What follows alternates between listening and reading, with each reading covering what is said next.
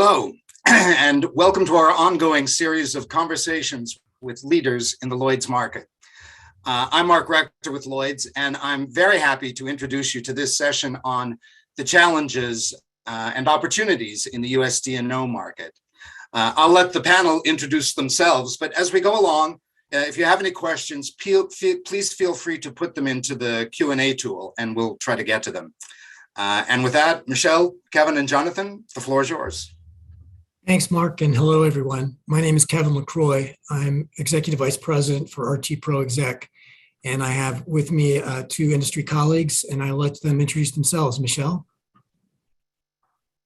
Thanks, Kevin. Hi, everyone. I'm Michele Comtois. I'm a principal and a producer with Marsh and McLennan agency. I sit in San Diego, so in Southern California. I've been with the firm for 17 years now. So of course, not always with MMA, but my predecessor firm was acquired by MMA. That was Barney and Barney. So I've been with them for, as I mentioned, 17 years. So really looking forward to today's discussion, and I'll turn it over to you, JT. Thanks, Michele. Jonathan Tritton from Acrisure, London Wholesale. Acrisure is about the fourth largest US retail commercial broker now. A lot of people don't know us, but we've got about 900 offices in the States. We, over in Acrisure, London Wholesale, have been going for about 4 years, but I've been doing US D&O for around 20 years, always based here in London. And like Michele, looking forward to this discussion. Thanks, both of you, for that introduction. Today, we're going to be talking about the state of play in the D&O insurance market for U.S. exposed risks. So let's start with you, Michele. You're in San Diego. You've got a great insight into what's been happening. What are you seeing in terms of how the landscape of the D&O marketplace? Yeah, thanks, Kevin. My view is very, very biased, if you will, for Southern California. As you probably well know, we're very heavy on the tech side as well as in the life sciences side. Particularly life sciences for my book of business is, close to 80% of my clients are in that space. So very much ingrained in the middle market as well. We don't necessarily, and I personally don't necessarily work with a lot of, call it Fortune 100 companies or even Fortune 1000 companies. So I think that, what we've seen, and Kevin and I were talking about this because Kevin's book is pretty similar. His portfolio of clients is very similar to mine. It's really been quite a pendulum swing that we've seen in the marketplace here in 2022 compared to, let's call it 2018 leading up to 2022. The last few years have really been challenging from a capacity standpoint for a lot of our clients and our public company clients in particular for securing D&O insurance at competitive rates. We have been dealing with a fairly hard market. But I think that what's happened is the litigation environment really necessarily hasn't kept up with the pace of the formation of new public companies over the last few years. So I think I saw some statistic that we added about 20% new public companies here in the US last year. Yet, we look at the litigation environment and it's going down, or, certainly not keeping up with what we've seen in 2017, 18, and 19. So that's kind of created this really ebullient environment where we're seeing a lot of new capacity for D&O insurance coming online because we have rates that have been at pretty high levels for many, many years now, and the cost of the insurance has gone up quite a bit. So I think that, the irony is that we have a very volatile, a very challenging capital markets environment right now where companies are having a hard time fundraising, yet at the same time, we have new capacity and new insurers that are underwriting public company D&O insurance. And, they're not seeing the formation of new companies that they've seen in the last few years. So a lot of competition, if you will, for those existing, the existing pool of public companies that are out there. So I guess what I would say is it's the pendulum has swung pretty quickly. And I think that this is probably more relevant in the middle market space as well, where we're seeing a pretty big decrease and a pretty big change in the appetite for underwriters for, our types of companies that we're working with. So I know that, again, Kevin, I'd be happy to turn it back over to you just to get your sense for what you're seeing in the US domestic market before we hear from JT in the London market. But I would assume that, maybe West Coast, as always, is always going to be a little bit more volatile than the East Coast, but I'd love to hear what you're seeing as well. Well, my perception is pretty consistent with yours, Michele, that the pendulum has swung. And I think, though I've, in my long career, been through cycle changes before, it always is a little bit surprising to me how fast things can change. And for many of our insureds, they are seeing significant price decreases after 2 or 3 years of seeing significant price increases. It's not just price, we're also seeing changes with respect to retentions and use of capacity. Many of the, especially the legacy carriers, were very careful in restricting their limits exposed during the hard cycle, and they've started to open that back up. Not all buyers are seeing decreases. I think it's important to emphasize that we do have some buyers that have difficult claims, or they have financial challenges, or they're just in sectors that are suspect, and they aren't seeing the same degree of changes. And in fact, the percentage of changes is most pronounced for the very kind of portfolio you described, Michele, of biotech, high tech. For mature, more mainstream manufacturing or distribution companies, the changes are not quite as pronounced, but then the increases weren't quite as pronounced either. My perception of why this is happening is a lot of the carriers, especially the new players, set their budgets for 2022 and late 2021 based on the way conditions were at the end of the year, and things changed. There were fewer IPOs, there was less SPAC activity, and it got a lot harder to meet those targets. So they really had to start scrambling, and that meant just competing for business, and that's most evident at the excess layers, but really throughout the program. And because of that, I think we're going to continue to see the changes at least for the rest of this year and into 2023. So that's a quick overview of the domestic U.S. perspective. How do things look from London, JT? Is it different or is it the same?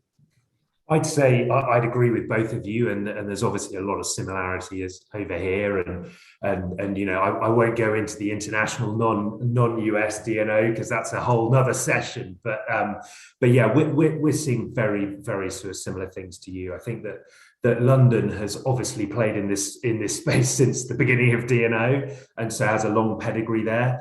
I think that now, certainly in the time in the 2000s, since I've been doing US D&O, we've got more carriers out there than we've ever had, and I think that supply is causing the situation that we're in now. I think there's a few sort of interesting things that flags, which are probably more London centric. You see a lot of, and I won't go into details, but a number of these markets have been using Lloyd's consortia as a way to sort of pull together and get some bigger lines, particularly in the harder markets. And we're starting to see those fall away now. So more carriers want to keep risks on their own books, and I think that there has been the MGAs. That's another interesting space, and I know that's similar to both our side of the pond and your side of the pond. Is that it takes some time to set up MGAs and sort capacity out and hire people, and particularly over here if you've got non-competes and all that good stuff. But they've got backing capacity to answer to, and business plans and things like that. Not to say that the capacity providers don't have that, but that brings in added pressure. And I think really I'd say that all around communication is really key at this juncture of the market. And I think that's communication between retailer and client. I think that's communication between retailer and wholesaler, or retailer and the market. And I think that's also goes as much down to the carriers. But I also think with the carriers, communicating with their management and their, or if they're MGAs, their capacity providers. And that's because the world has changed, not everywhere, as you said, Kevin, but in a lot of places has changed really quite significantly. We'd seen a real spike in a hard market and things going only one way and fast. And so the pretty quick U-turn that we're going through has surprised some people. And I think that communication, so that we then make this market seem less knee-jerk and consistent, is really important. So yeah, it's certainly an interesting space. We're still seeing a lot of business coming over here. There is a lot of expertise here. There's been a lot of claims paid here. And I think there's a couple of other things, such as and our colleagues at Acrisure Re on the reinsurance side. That's quite interesting. It's always a bit of a lag to come through, but talking to them, and with the upcoming 1/1 renewals of the reinsurance casualty portfolios, which the D&O market sits in. There's not huge worry, but there's definitely concern, and there is they are really looking at things quite closely from a reinsurance standpoint. So I think that will be another milestone to perhaps the more pronounced knee-jerk reactions just sort of petering out and stabilizing a little bit. I think that it's hard to imagine, but I do think that placements and brokering in this market is just as challenging as it was in the very hard market that we've been seeing for the last few years. Yes, you had fewer people to talk to, but in the hard market, but in this soft market, or softening market anyways, there's a lot of capacity and a lot of appetite right now from the markets that we are seeing. So I think the service and brokering teams are really putting in that extra work. Now, back to your comments, JT, on communication, it's been a much different story communicating with clients, right? So yes, we have a lot of work that's getting done because all these deals are pretty much getting marketed given the new capacity. We're getting calls, inbound calls, which my team, wasn't used to that. We have some new brokers on our team that are like, wait, what? The underwriters are calling us wanting deals all of a sudden. That was not the case here for the last 3 years. So it's interesting. But then from a client's perspective, communication is still very important, but it is, very difficult because we were seeing these massive increases, and I'll call them massive because, again, in the middle market space, we were seeing these 50, 60, 80, 100% increases. And now all of a sudden it's complete reverse, where we're seeing these 40% decreases in some situations. So that has been just as equal a challenge as communicating with client to set their expectations and try to explain why we're seeing these massive swings in the marketplace too. So certainly our jobs as brokers hasn't gotten easy necessarily. Maybe our revenue is going down, but I'm okay with that because my clients are happy. So that's definitely a big change too that we've been seeing in the last year, and certainly in the last 10 months. I feel like all three of us emphasized the change in pricing, but my perception that it's not just pricing, that it's also retentions, it's also correct, yeah, limits. What are you seeing as far as that, and what are you telling your clients in terms of what to expect? Yeah, and I'll just take that one real quick because, again, we worked on a lot of IPO business in the last few years with the very robust capital markets activity here in the States. And so a lot of companies went public, and, for a while, we couldn't get capacity for some of these towers. I mean, we might not even get enough insurance for some clients. And certainly the capacity was limited to, those 2.5 million, 3 million tranches. And that's changed this year, right? Where we're able to get, and again, we're not dealing with, $300 million towers here in Southern California. We have much more moderate types of D&O programs, but we're seeing better capacity now and better retentions or changes in retentions as well. So I think that just explaining that to the client, they get it. They're finance folks. Most of the people I work with are going to be CFOs. They understand supply and demand, right? So you really just have to boil it down to the basics that we just happen to have a much more healthier insurance marketplace right now, and that supply has really increased. And so that's having an impact on the overall terms of the program. Same for you, JT? Yeah, I'd completely agree. The underwriters, and to Michele's point, are being proactive, having been in some cases a bit hard to track down over the harder markets. So, and I think they're using all the levers that they've got there. And I know we touched on pricing. You're quite right, Kevin. It's not just about pricing, and it's about being as relevant to the brokers and the clients as they can possibly be. So if that is providing, yes, more competitive pricing, but, more limits to make them more relevant, the terms and conditions, the commission, all of the entire terms and conditions package, as Michele said, because it's tough, these new markets that have come on board, the incumbent markets are not looking to lose this business on the whole. It's pretty rare that you're seeing markets coming off. So, it focuses the mind even more for those non-incumbent markets, particularly if they've got, budgets that were set in the middle of last year and they maybe haven't quite communicated and managed expectations as much as they could have done. So it's tough for them. So yeah, they're pulling all the levers that they possibly can to become more relevant and jump on the opportunities, particularly when, to earlier points, the IPOs aren't there in the same way, the SPACs aren't there in the same way. So there isn't as much inbound business in that sort of area as well.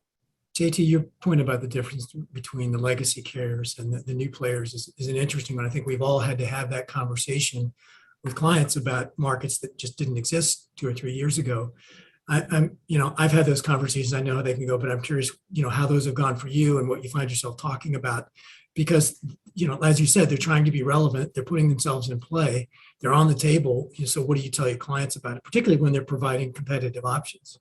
Yeah, no, it's a good point. And I think that, and I think these new markets on the whole have been, they've been set up, nearly all of them, by sort of industry veterans or people with a lot of experience. And obviously, I think as a broker, having to sell them to a client in a crazy, frankly, overall bit of a knee-jerk type market, it's not easy. So, focusing on the ability to pay claims and the experience of paying claims, the balance sheets, the ratings, you might say, it's not just A-. You're talking about, well, if I have an option that one's rated A and one's rated A-, it might be much of a muchness. So, I think that's very important, and also the.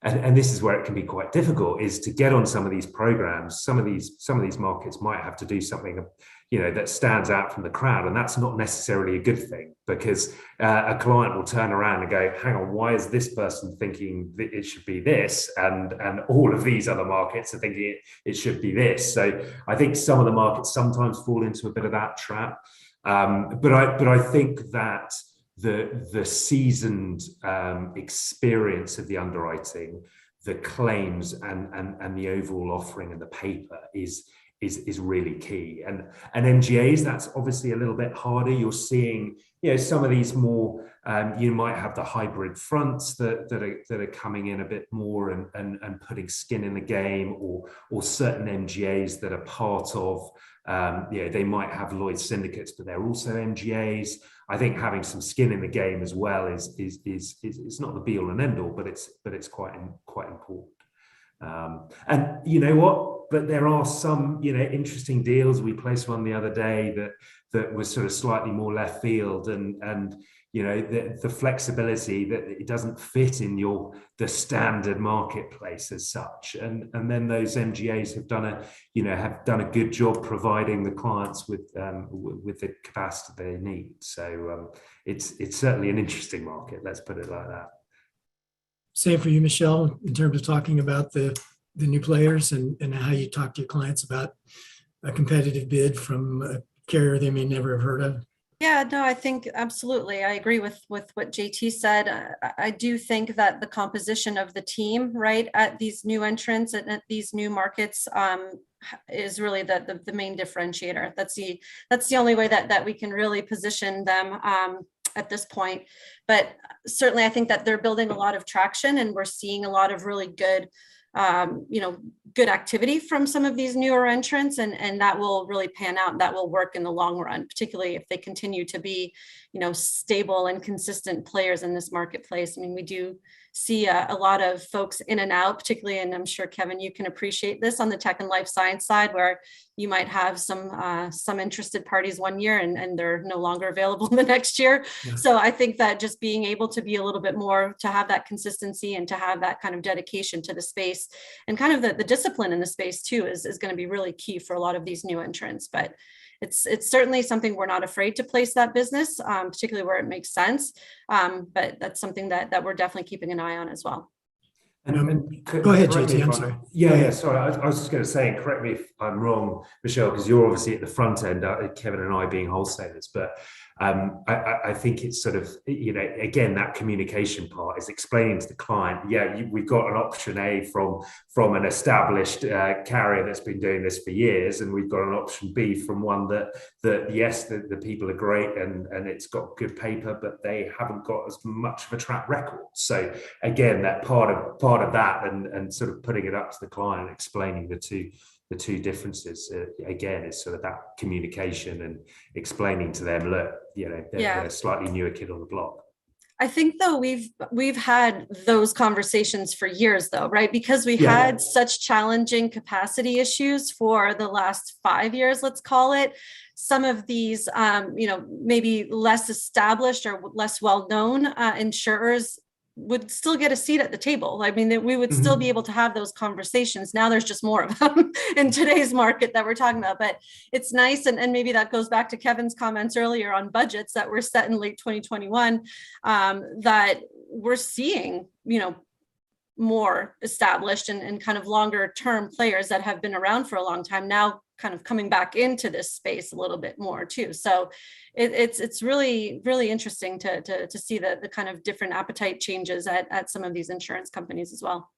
Michele, I was interested in your comment a moment ago that some of you younger folks who haven't lived through the time of underwriters calling up looking for business right. are experiencing that now.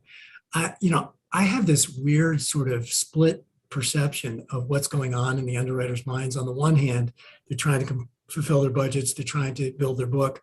On the other hand, when they look at the risk environment, they're scared. They look at the economy, they look at inflation, interest rates, they look at the war in Ukraine. They hear statements like the statement that Jamie Dimon, the CEO of JP Morgan, made the other day that we'll probably be in a recession in 6 to 9 months. And so on the one hand, while they're looking to build their books and write business, their perception of the risk, I think, is sort of toward the red zone. And I wonder if you guys are seeing the same thing and how you see that playing out at the deal level, at the account level. Yeah, I mean, that's the conversation I have with every client. I mean, particularly when we talk about limits and we look at benchmarking and where they are. I mean, every one of my biotech clients, life science clients, tech clients, valuations are down 50%. I mean, if that's not going to scare a D&O underwriter, I don't know what will. But at the same time, I think everybody's valuations are down, right? So unless you really deviate from the index and you're completely, there's some really bad news associated with your risk profile or just a more challenging risk profile, it's a different conversation. But that has been, as I mentioned earlier, just kind of the irony of this marketplace. I mean, fortunately, a lot of these companies were able to raise money or have, strong enough balance sheets in the last few years that the balance sheet risk isn't as much, but certainly the valuations should be a concern. And I'm surprised that we are seeing kind of the results that we are seeing, both in terms of retention and pricing for some of these renewals, given the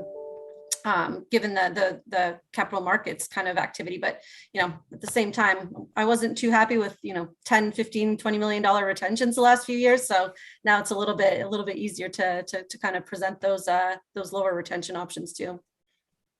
JT, what are you seeing from the underwriters in terms of that split mindset? I think you're spot on there, Kevin. I think they're being pulled in two different directions, and for all the budgetary reasons and competition reasons that we've touched on. But But then on the other side, again, it's those macro pressures, the inflation, the inflation of lawyers' fees, the recessionary on focus and probability on both sides of the pond as well. So, and I think, as we all know, we're in a long tail class, and that hasn't, nothing is quite sort of flowing through yet in the ways that we all thought it would. So yeah, I think there's a worry from underwriters that the back years are suddenly going to sort of ramp up the macro pressures, but then the pressures on building and maintaining a book. I mean, it's been interesting. There's been, and this is across all lines, but there has been in the D&O space, is that there's been quite a lot of legacy deals that have been going on in the London marketplace, and particularly because Lloyd's has really pushed to do more of these legacy deals. So they're taking back years from certain markets and ring fencing those, which then release capital for go forward years. That's been very popular across the lines, and there's some well-known D&O players that have done that too, which has helped sort of get rid of some of the back years. So they're definitely having to sort of juggle, and again, sort of looking to stick out from the crowd. I think London's still unique, and I'd say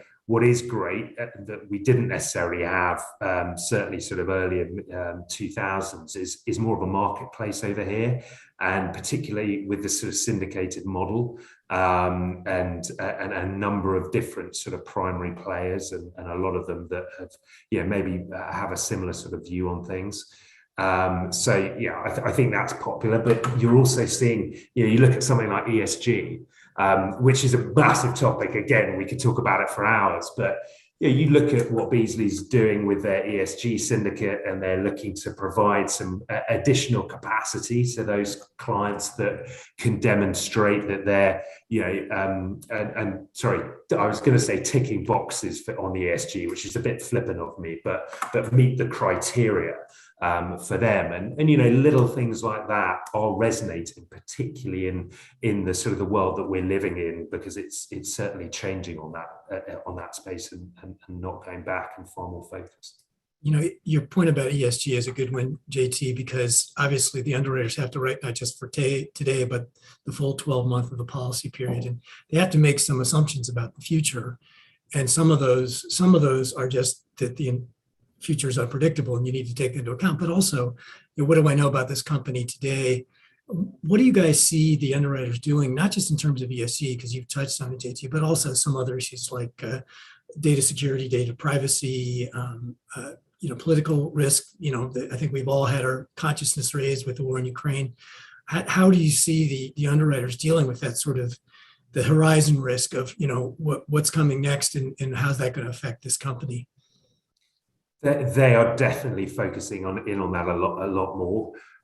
We'd all love crystal balls to be able to tell what's coming up, but I think that things like all of those things that have been happening, and I'd say that the war in Ukraine, so the sort of the political instability there, and that goes for sort of others that aren't nearly in that sort of situation. But you look about everything that's going on with China at the moment.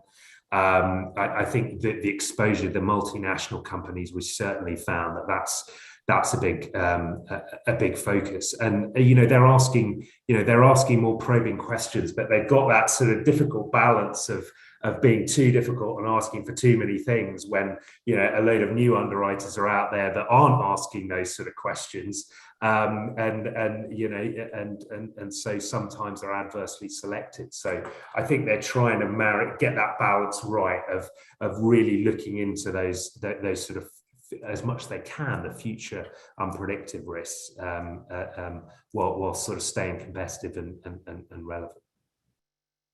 And what I've liked to see, and what I've been impressed with, quite honestly, is a lot of underwriters specializing in certain areas, right? Of course, we've always had kind of that dual track of commercial and FI in the D&O world, particularly for public company D&O, but even within the commercial space, it's just been really impressive to see underwriters very much understand certain sectors, right? And again, very biased over here talking about more the tech and life sciences space, but just understanding how those macro factors would have an impact on our clients, or how they would have an impact on certain sectors of the economy. It's all going to be, if we're in a recession, we're going to be in a recession, and everybody's impacted differently. But really understanding the risk profile of these companies has impressed me with a lot of the underwriters that we work with. So I think that's something that makes a big difference on these renewals for our clients as well.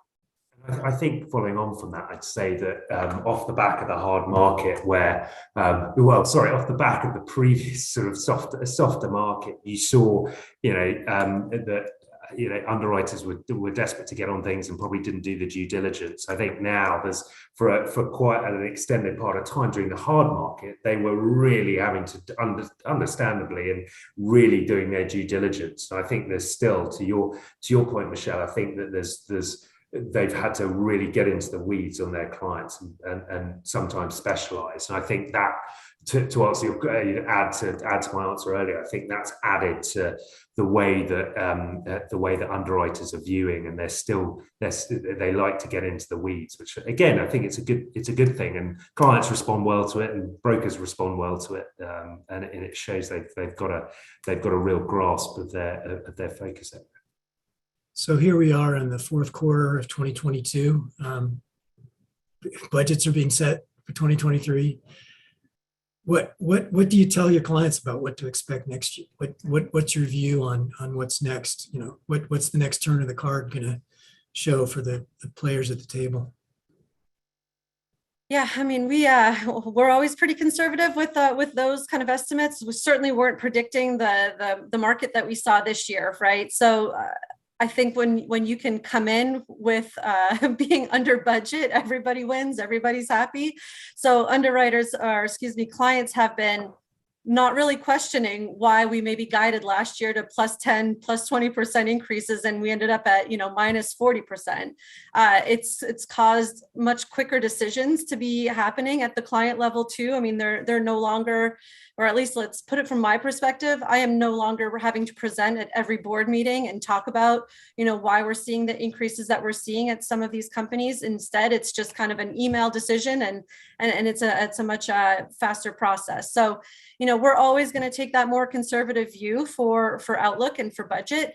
Having been on the side where maybe we guided to 10% and the results were +80% for renewal, you never want to be in that position again. But certainly that's something that we're definitely taking a good look at for 2023.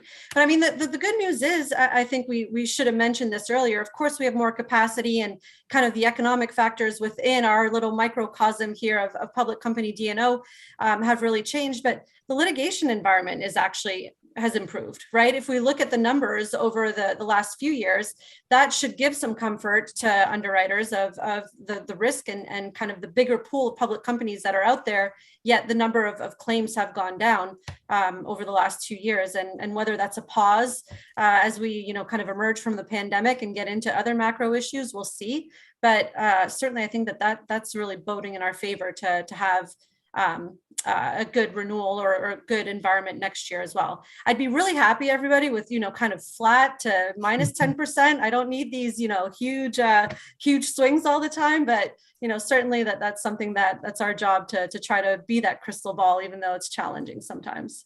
So JT, what are you telling the folks you work with? I'm definitely a proponent of sort of under promising and over delivering. So, and unfortunately, my crystal ball has never really worked particularly well. But I think I would say, I mean, there's been some interesting noises if you focus in on the Lloyd's market in particular for US D&O.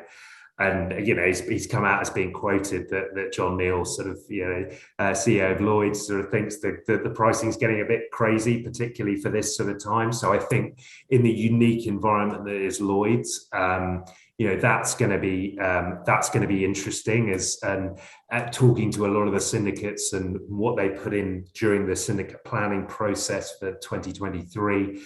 I think that it's going to be interesting to see how that plays out. But I think overall, I think that it will just sort of start to calm a little bit, because we really have, and I've said this a few times, used this phrase that it's almost sort of knee jerk, just from having such huge increases to then really sort of falling off a cliff in some respects. So I think now we're sort of almost, the cliff, we're not down back where we were before, but I would hope that now we'd sort of calm down. But again, we've still got a lot of supply out there, which does drive things to a certain extent, and much to the frustration of some of the established carriers. But that's the laws of supply and demand. I just want to comment on something that you said, Michele. As an observer of the D&O arena for many years, I'm wary of making any assumptions based on today's litigation statistics, because anyone who studied them for any amount of time know they ebb and flow, and they ebb and flow for a lot of reasons. And it's funny, if you talk to the plaintiffs lawyers and say to them, oh, it's interesting that claims are down, what's going on with you guys? They go, what are you talking about? Claims are not down. We're busier than we've ever been. So it's all a matter of perception. I'd be very wary of making, especially on the underwriting side, of making too many assumptions based on the short-term litigation statistics. Your comment about Mr. Neal's remarks on the pricing environment, and maybe the legacy carriers would like to see things maybe slow down a little bit. I'm very wary of the ability of individual players or even market-wide movers to be stronger than the cycle. And some may view this as overly cynical, but it's been my observation, having been through multiple cycles in my career, is that the carriers can't stand prosperity, and that the competitive instinct is so strong, and the desire to meet their budgets is so important, that they go right through the flashing yellow signs, and that's why there's a cycle. Am I predicting that we're going straight to a soft market like we had in 2016, 2017? No. But I guess that does bring me to what I think is my final point, which is to just, and we've all commented that we don't have crystal balls, but I'm going to challenge you anyway. If we were to reconvene 12 months from now, what do you think we'd be saying about the D&O marketplace, and how do you think it would be characterized? Well, yeah, that's a hard question, but I did it on purpose. Ladies first. Yeah, thank you. No, if fourth quarter of 22, we're going to keep seeing the same decreases that we've seen, but I think next year we're going to continue to see some of those decreases. My prediction is that they're not going to be as kind of staggering as what we have seen. I think there is going to be some stabilizing. I'm more hopeful, and maybe I'm talking to the right audience here, that we'd like to see some of that price stability, but I expect this to continue into 2023 as well. Yeah, I'd agree, and back to my point earlier, I think we've seen the worst of the knee jerk, and I think we will stabilise. Not everywhere, and there'll be different pockets, as we all know, in terms of different sizes and particularly different industries. I think, going back to my point about reinsurance, I think that this 1/1 renewal season will be quite interesting to see how that then flows through. Typically, the reinsurance it takes longer, and it's a little bit behind the curve. But this will be the first one where they've really reacted properly to how things are going, and you look at the sort of the seed commissions and things like that on the reinsurance side. So yeah, but I think we'll have a more stable 2023. If I was to predict. So I asked the question, I should be prepared to answer it. My answer is a little bit less optimistic than you guys. I actually think the trends that we're seeing are going to continue. I think I too would like to see stabilizing. However, I fear that the reason we're seeing what we're seeing is just the cycle being the cycle. And the past is prologue. I feel like we've seen it before. The cycle tends to run itself all the way through before it cycles back. And there aren't very many good self-regulating mechanisms that are stronger than the cycle. I do want to say, and I think this is important, at the individual account level, it's still going to be dependent on that risk. And what any individual company sees is going to depend on its industry, its track record, where it sits on the planet, what kind of problems it's had, what kind of claims history, and that's still going to affect it at the individual account level. So these generalizations can be dangerous because they can build expectations that may or not match to the individual accounts. So I feel like we've talked a lot around it, but I feel like we have an open mic and an audience. Are there any last messages either of you would like to deliver, given this great platform that we've been able to enjoy today? Yeah, I think firstly, thank you to Lloyd for hosting and setting these up. I know that this is a big series that they do lots of other things. So I'd encourage I'd encourage you to sign up and join the other ones. So it's great to be able to be here and chat with you, Kevin and Michele. And I think that I've always loved the D&O space. Obviously, I'm biased. I think that having had a bit of exposure to some of the other lines. It's I think when you're insuring people, it's really interesting, stick with us on the ride. There's a lot of good brokers out there working really hard, and I think that Lloyd's as a whole is still as relevant as it's always been. So we're always so delighted to help on that side. That's great, JT. Thanks, Michele. Yeah, no, thank you for the opportunity to speak here. I know, again, I come from a very specific niche, if you will, in the US D&O marketplace, but it's having been or being on the front lines and having been for 15 plus years now on the broker side, and I was on the underwriter side previously, I have an appreciation for where everybody's coming from in these markets. So I think it's great to have these conversations and to at least be able to share the experiences and the knowledge, because maybe that will help Kevin with our, kind of not having this cycle go through itself completely. Maybe we'll have some influence here on what could happen, but I kind of agree with you. I think that we all have very short memories in this business sometimes, so it just tends to happen that way. But thank you for the opportunity here today to speak, and it's been a pleasure speaking with you both as well. Well, thank you both for that. I just want to echo something that JT said, that we are lucky to do what we do. I enjoy what we do. In 2023, it will be my 40th anniversary of being in the business. I've earned the gray hairs, but I will say the reason I've stuck with it is it's always something new. And, as long as I've been doing it, there's not a week that goes by that I don't say at least once and sometimes multiple times, well, I've never seen that before. And that's what makes it fun. That's what makes it interesting. And you're right, JT, insuring people is a unique and interesting challenge for us. And we're fortunate enough to be able to do it. Thank you to both of you. Thank you to Lloyd's, and thank you to the audience. We had fun. I hope you did too. And I look forward to seeing you all live someday, somewhere soon. Thank you, everyone. Mark? Thanks, everyone.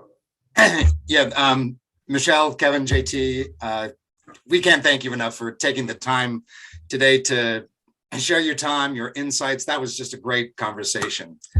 I just want to invite the audience to join us in November 8th, where we're going to have a conversation about casualty cat modeling and how emerging exposure data is going to drive innovation and growth. You can see details at lloyds.com/events.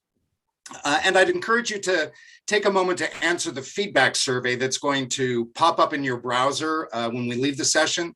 Your comments really do help us to make these sessions better. So with that, have a great rest of your day, and thanks for staying connected. Thanks, Mark. Thanks, everyone. Thanks, Mark. Thanks all.